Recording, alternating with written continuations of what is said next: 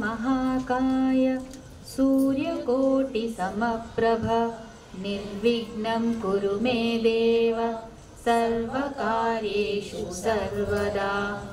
ॐ गं गणपतये नमो नमः। ॐ गं गणपतये नमो नमः। ॐ गं गणपतये नमो नमः।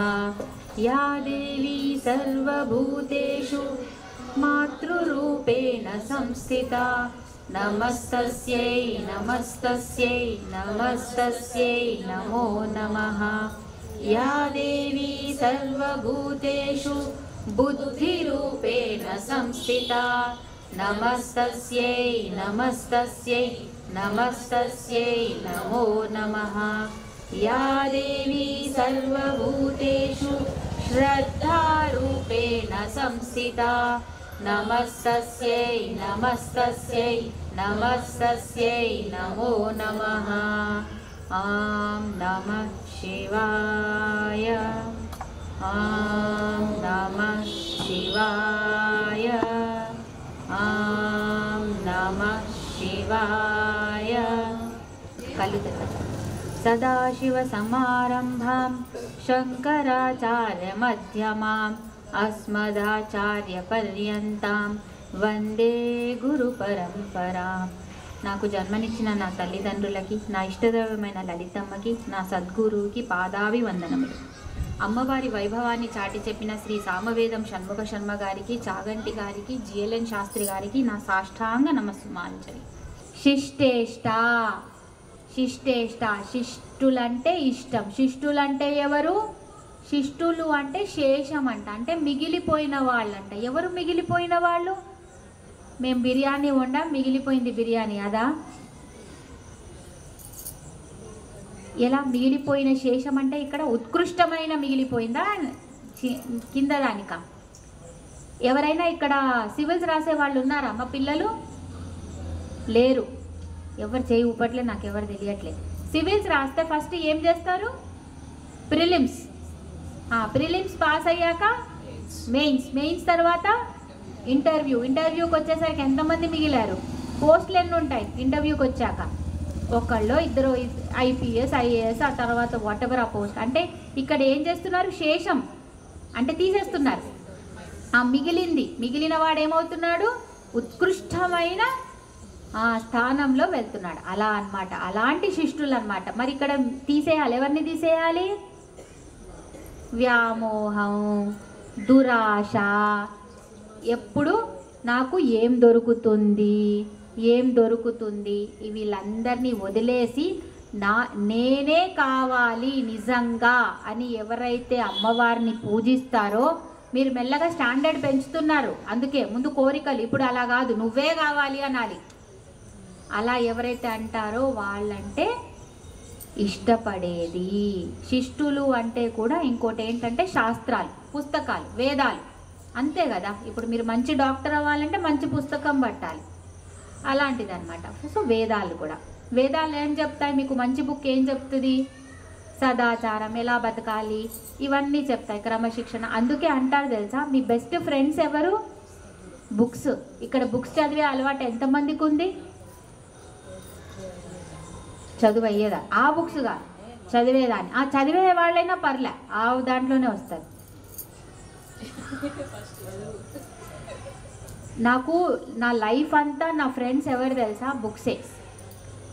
ఫస్ట్ బాలమిత్ర, చందమామ, ఆ తర్వాత మెల్లమెల్లగా ఆ చందమామ, బాలమిత్రనే ఈరోజు నాకు మహాత్ముల పుస్తకాలు చదివి, ఆ తర్వాత అమ్మవారి నామాలు చదివి దాని అర్థం తెలుసుకొని ఇక్కడ నేను కూర్చోగలిగేటట్టు చేశాయి ఆ పుస్తకాలే। కనీసం రోజుకు ఒక మంచి పుస్తకం చదివే అలవాటు మళ్ళీ వెనక్కి తెచ్చుకోండి, ఎందుకంటే పుస్తకం కన్నా మించిన బెస్ట్ ఫ్రెండ్ ఈ ప్రపంచంలో ఎవరు లేరు। అది మంచి నేర్పిస్తుంది మీకు। ఈరోజు పుస్తకాల వల్లే నేను ఇక్కడున్నా, నేను చెప్తున్నా దాన్ని 100%। శిష్ట పూజిత, సో వాళ్ళ చేత అమ్మవారు, శిష్టులంటే ఎవరైతే వీళ్ళైతే ఉన్నారు కదా మంచి వాళ్ళు, వీళ్ళ చేత అమ్మ పూజింపబడుతుంది। అప్రమేయ, అప్రమేయ అంటే చెప్పాలబ్బా, మేయం అంటే దేంతో అయితే కొలుస్తామో అది మేయం, కొలత, కొలత, సరేనా? కొలతకు అందేది. ప్రమేయం అంటే అంటే ఇంకా బాగా అందుతుందంట. అప్రమేయం నువ్వెంత బాగా కష్టపడు నీకు అందదు. అర్థమైందా? మేయం అంటే ఫస్ట్ ఏమన్నారు? దొరుకుతుంది అన్నారు. ప్రమేయం అంటే బాగా దొరుకుతుంది అన్నారు. ఆ తర్వాత ఏం చేస్తారు? అప్రమేయం, నువ్వెంతైనా చేసుకో దొరకదు అన్నారు. అదేంటి? మీకు అందరికీ శరీరం ఉందా? శరీరం ఉందా? ప్రతి శరీరంకి ఒక మార్జిన్ ఉందా? బౌండరీ ఉందా? ఉంది కదా. మీరేం మొత్తం వ్యాపించేం లేరు కదా గాలిలాగా. శరీరం ఉంది కదా. శరీరం మేయం, ప్రమేయం అంటే కొలత ఉంది. ఈ కొలతలో కొలత లేని అమ్మ ఉందా లేదా? ఆత్మ ఉందా? అదే దాని అర్థం.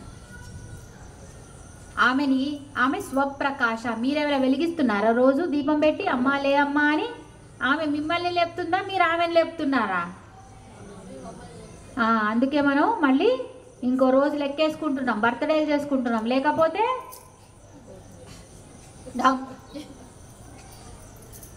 సో స్వప్రకాశ అంతే కదా. ఆమె మనలో ఉండి లేపుతుంది. నువ్వులే ఇంకో రోజు వచ్చింది అంటుంది కాబట్టే లేస్తున్నాం.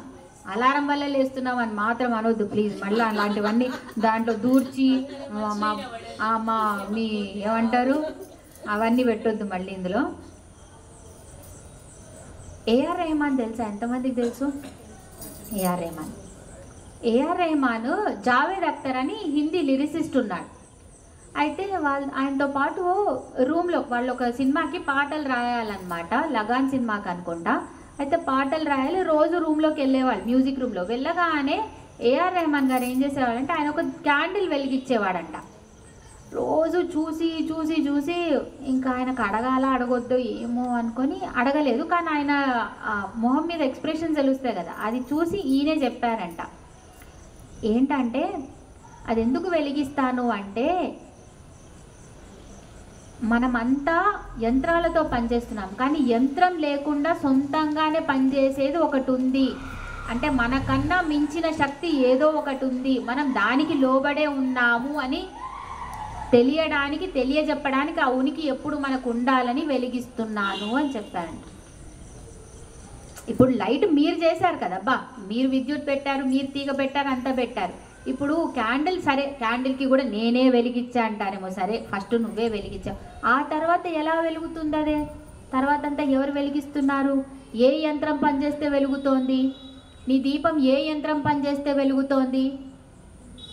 దాన్ని వెలిగించి పెట్టేది ఎవరు? దానిలో ఉన్న నూనె ఇలాంటివన్నీ మళ్ళీ వేసేవాళ్ళు ఉంటారు, దీన్ని పెట్టేవాళ్ళు ఉంటారు కమెంట్స్లో. ఇక వాళ్ళని ఏం చేయలేం, దేవుడే చూసుకోవాలి వాళ్ళని. అంటే అంతా నువ్వే, నేనే చేస్తున్నా, అంతా నేనే. ఒక స్థాయికి వచ్చాక నా వల్లే అందరూ బాగున్నారు అనేది మనకు ఒక అహంకారం పెరుగుతుంది. ఆ అహంకారం పెరగకుండా నాకన్నా మించిన శక్తి ఒకటి ఉంది, అది నన్ను నడిపిస్తేనే నేను నడుస్తున్నాను అని. అంటే మీరు ఎంత ఎదిగినా అంత ఒదిగి ఉంటేనే మీకు సక్సెస్ వస్తుంది.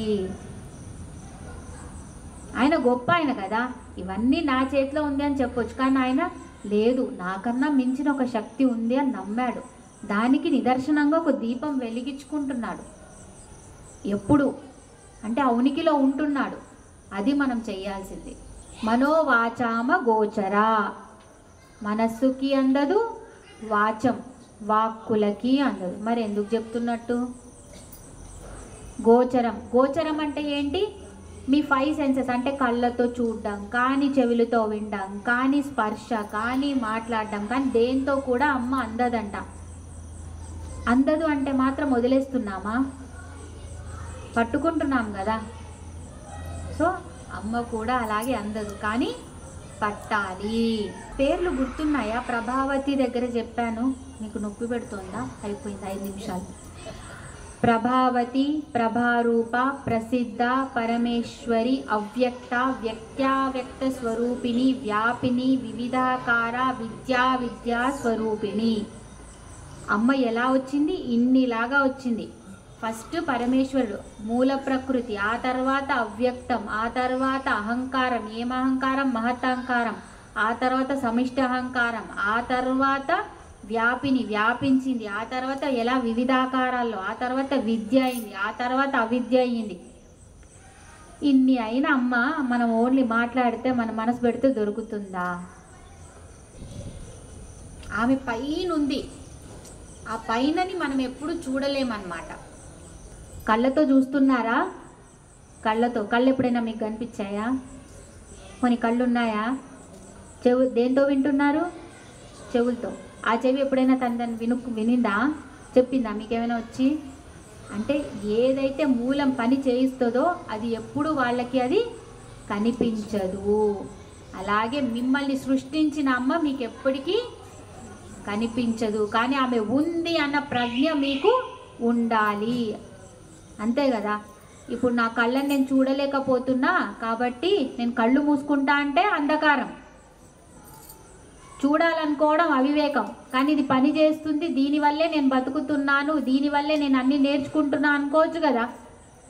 అప్పుడు అంటే తరకాలు. అందుకే చెప్తున్నాను, దీంట్లో కొంతమంది కూర్చుంటారు ఉల్టా తిరుగుతా, నేను ఇట్లా తిరుగుతా, నేను అలా చేస్తా. అలాంటి వాళ్ళకి అమ్మ దొరకదు. వాళ్ళని దూరం చేసి దుష్ట దూరా, ముందు నడు ఎలగొడుతుంది. నువ్వు నడు, ఇక్కడ నుంచి నడు చల్. నువ్వేదో నీ తెలివితో పట్టాలంటే నేను నీ తెలివికి చిక్కను అంటది. నమ్మి కూర్చో, నేను నీకు ఎలా దొరకాలో దొరుకుతాను. నన్ను ప్రశ్నించు, కానీ నిజంగా అందులో ఒక చిన్న పిల్లాడి తత్వం ఉంటే, అమ్మ నేను తెలుసుకోవాలనుకుంటున్నా అని ప్రశ్నించు, దొరుకుతా. కానీ ఏదో నాకు బుర్రుంది, ఇది వాడతా నీ మీద అనుకుంటే మాత్రం 2 లెంపకాయలు టక్క వేసి కూర్చోబెట్టిస్తుంది. తర్వాత ఇంకో 10 జన్మల వరకు నీ దగ్గర కూడా రాదు. తర్వాత ఆడుకో, ఇంకా నీ ఆట నువ్వు ఆడుకో. చిత్ శక్తి చేతనా రూప జడ శక్తి జడాత్మిక. చిత్ శక్తి, చిత్ అంటే ఏంటి? అది కాదు, అది చితిహి, ఇది చిత్ అంటే ఏంటి? చేతనా రూప వేరే పేరుంది. చిత్ శక్తి చేతనా రూప. ఇప్పుడు చిత్ అంటే ఏంటి? అచిత్ అనే శక్తిలా ఉందంట.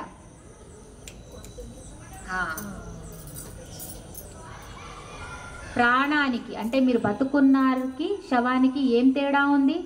ఏదో తేడా ఉంది, సరేనా? అదొకటి.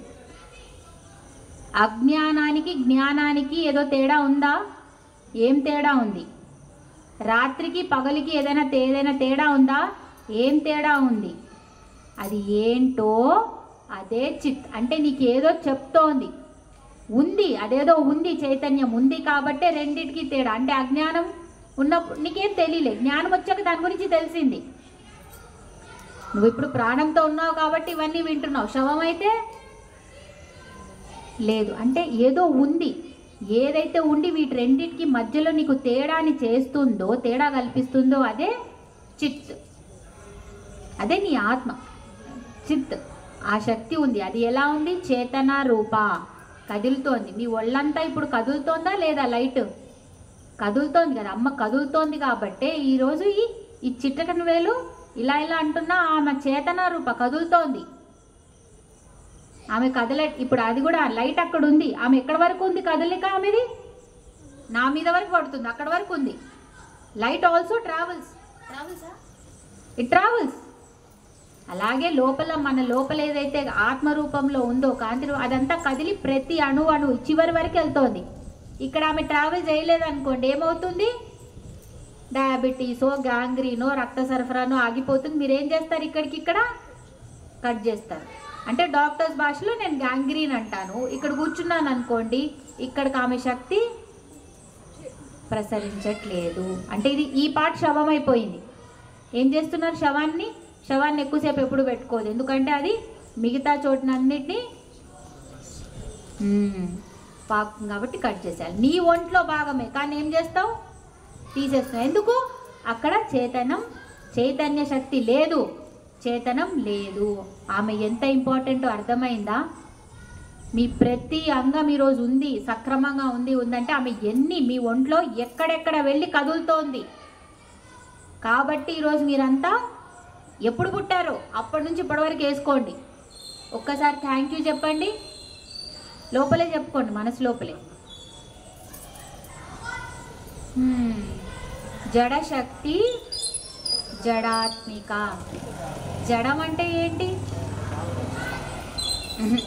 అది మూలం, జడం.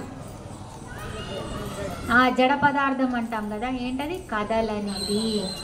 ఆ కదలని దాంట్లో కూడా జడశక్తి, అందులో కూడా శక్తిలా ఉందంట. జడాత్మిక, అందులో ఎలా ఉంది? ఆత్మరూపంలో జడాత్మిక ఉందా? అలా కదలకుండా కూడా వాటిలో కూడా ఉందా? రోడ్డు ఉందా? రోడ్డు కదిలింది అనుకోండి, మీరు ఎక్కడికి వెళ్తారు కారు వేసుకొని? సో రోడ్డు కదలాలా, కదలొద్దా? కదలొద్దు. కారు కదలాలా, కదలొద్దా? రోడ్ ఏంటి? జడశక్తి. కారు ఏంటి? చేతనారూప, కదులుతోంది. అర్థమైందా? ఇప్పుడు మీ ఒంట్లోనే ఎముకలు ఉన్నాయి, మాంసం ఉంది, అంతా ఉన్నాయి. అవి వేటికి వాటికి మేము కదులుతాం అన్నాం అనుకోండి, ఏమవుతాయి? మీ బొక్కలు ఇరుగుతాయి. సో అది ఎలా ఉండాలి? అవి జడం, అది ఎక్కడున్నాయో అక్కడే కదలకుండా ఉండాలి. అర్థమైందా? అంతే. ఇప్పుడు ఈ రాయి కదిలితే, ఈ రాయి కదిలింది, మన పరిస్థితి ఏంటి? రాయి కదలాలా, కదలొద్దా? కదలొద్దు. సో ఇక్కడ కూడా అంటే ఏది కదలకుండా ఉండాలి, ఏది కదలాలనేది కూడా ఆమెనే. ఆ రెండిట్లో కూడా శక్తి ఎవరు? అమ్మనే. మీలో అలా డైనమిక్ ఈక్విలిబ్రియం, డైనమిక్ స్టెబిలిటీలో ఉండి మెయింటైన్ చేసేది ఏంటి? ఇనర్షియా. కదలకుండా ఉండడం అంటే ఇనర్షియా, అదే స్థితిలో ఉండిపోవడం. మీ హృదయం అక్కడే ఉంటుంది, కానీ అది ఆగిపోతే మీరు ఆగిపోయారు. అంటే జడశక్తి అంటే ఇక్కడ డైనమిక్ స్టెబిలిటీ, అంటే డైనమిజం అంటే కదులుతోంది, కానీ స్టెబిలిటీ అక్కడే ఉంది. అర్థమైందా? సో ఆ జడశక్తి లాగా మీరు ఇవన్నీ పెట్టుకోవచ్చు. రోడ్డు, రాయి, మీరు హృదయం పంపు చేయకపోతే మీరు ఎక్కడ ఉండలేము. కానీ హృదయం కదులుతోందా? టింగ్ టింగ్ టింగ్ టింగ్ దారలాగా మీ ప్రాణం కదులుతోంది, మీ వాయువు కదులుతోంది, హృదయం అక్కడే ఉంది. ట్రెడ్మిల్ కదులుతుందా? ట్రెడ్మిల్ మీద ఉన్న మీరు కదులుతున్నారా? అంతే. సో అమ్మవారు చిత్ శక్తి, చేతనారూప, జడశక్తి, జడాత్మిక. ఎన్ని రూపాల్లో ఉంది! ఈ రాయిలో కూడా లోపల కదులుతున్నాయి అణువులు, చిన్న పాటి కదులుతాయి, కానీ అక్కడే ఉండదు. మొత్తం తిప్పేలాగా ఉండదు, కానీ తనలో తాను మాత్రం కదులుతూ ఉంటుంది. కానీ ఇనర్షియా అంటే అదే స్థితిలో ఉండి కదులుతాయి. అలా ఎన్ని జరుగుతున్నాయో, మన ఉనికిని ఎక్కడెక్కడ ఎన్ని చోట్ల కాపాడుతుందో. ఓం శ్రీమాత్రే నమః.